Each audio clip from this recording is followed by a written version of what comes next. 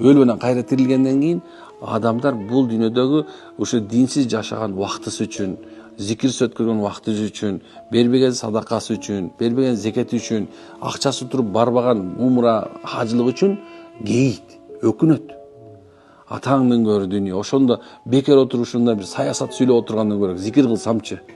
Ол бирөөнү жамандап отургандан көрө андан көрө тафсир окусамчы.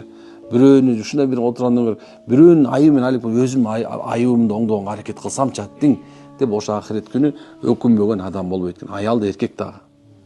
Ал эми капырлар болсо качан Алла Таала эки эчкини, бирөө мүйүзү сынык эчкини, мүйүздүү эчки сүзүп туруп мүйүзүн сындырып салган себебинен мынекей эки эчкини кыяматтын кыл көпүрө үстүнө алып келип туруп бири-бирине баягы доо койдуруп бирине бир өчүн алып берип аткан мезгилде тегерек четти карап туруп атаңдын көрү жөн эле болбойт экен.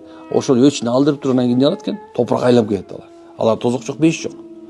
Ошондо көргөндө аттың ушу топурак эле болуп кетсем кандай сонун болот эле дейт экен, бирок бүтпөйт да, болбойт да. Анын алды тозок күтүп турат, алды жазаканым турат, биягында бейиш турат. Адам ошондо өкүнөт. Бул дүйнөдө бүт эч ким өкүнбөйт эле азырчы. Эч ким өкүн байкасар, көп өкүнгүсү келбейт жашоого. Ибадат кылбаган өкүнгүсү келбейт.